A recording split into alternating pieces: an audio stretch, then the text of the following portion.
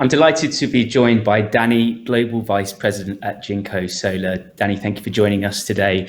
My first question to you is, what is the message that JinkoSolar is trying to convey this week at Climate Week NYC? I think the year 2020 is unbelievable. It seems a human tragedy that has changed everything. Some will return back to the origin, some will never. So at this critical time, it's important that the government and the investors treat coronavirus not as a signal to slow down, but to speed up in a new and sustainable way. After coronavirus, two things are clear. First, we should invest in things that strengthen the health and the well-being of our citizens. We must look at reducing their economic and infrastructure vulnerability. So not more than ever, it's vital that countries put renewable and other low-carbon technologies at the core to build back better after coronavirus, creating jobs and rebooting their economies. According to ARENA's latest global renewable outlook, and ambitious yet realistic energy transformation will bring the benefit worth 100 to 150 trillion US dollar by the year 2050, growing the world economy by 2.4%.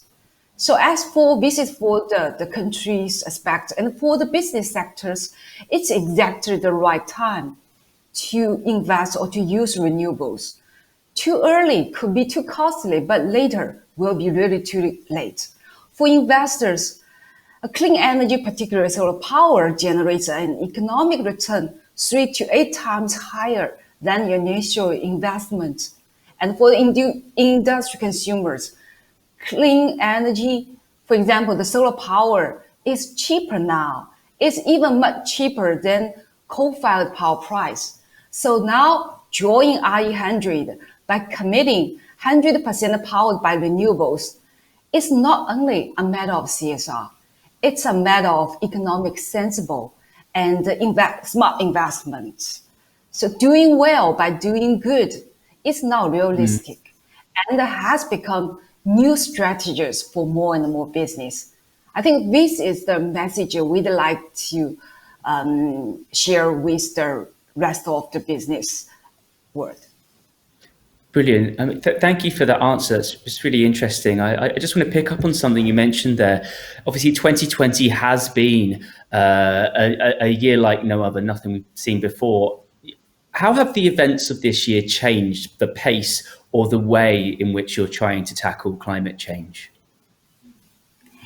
Today is the 1-year anniversary of being RE100 members. Actually, JinkoSolar has experienced a very special year.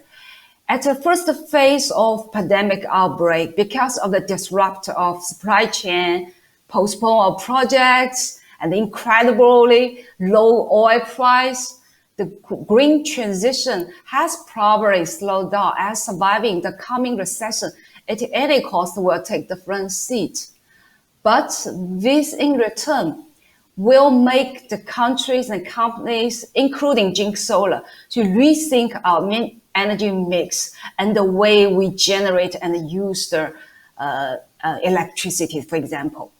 So this could increase the demand of solar and other low carbon technologies. And since the world must stay the course for continuous infrastructure investment, even in these economically trying times, withdrawal, I think, will not be an option. Quite the opposite. This crisis will be viewed as an opportunity for most countries to cement itself as a long-term player in energy security. You mentioned...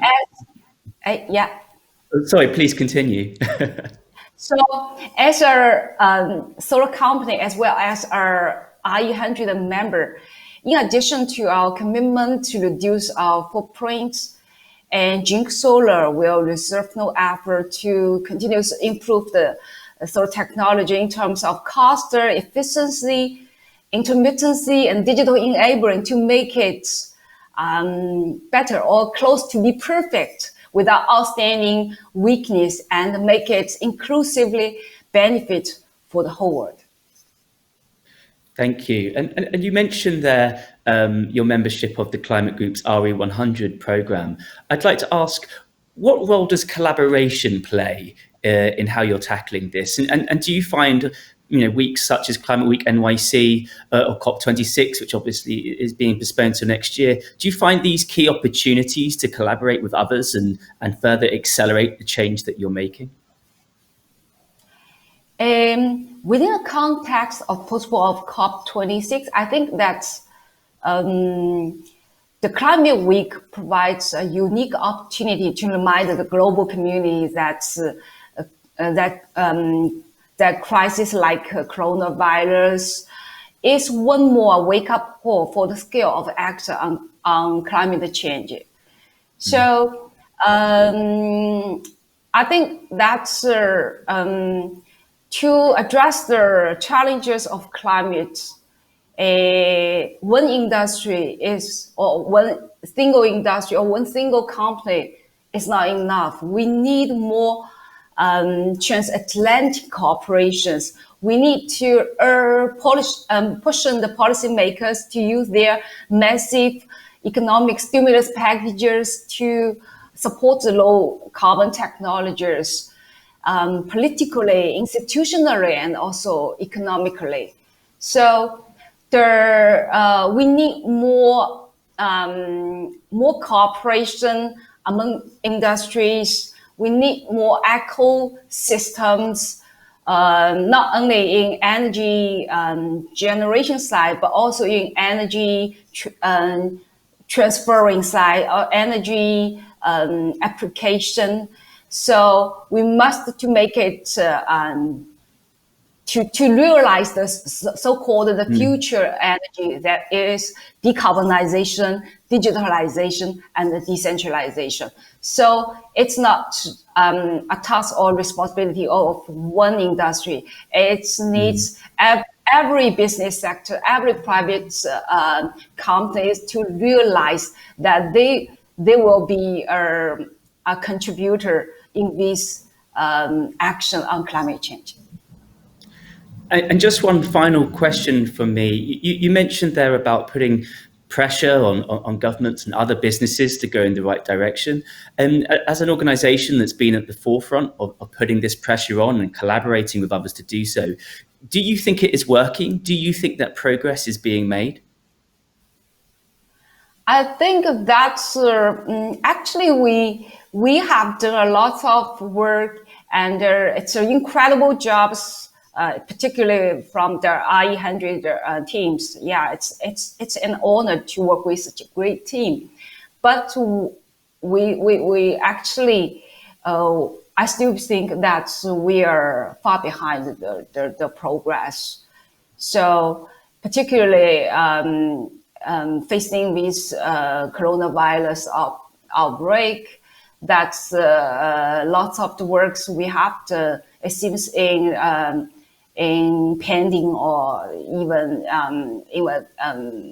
how to say, they think it's a negative impact on the progress of act on climate change. So that's why we think that the Climate Week is play a critical role to drive on the common climate policies, the pushing and urging the transatlantic cooperations, the cross-industry cooperations, and the pushing those policymakers to use their stimulus packages to continue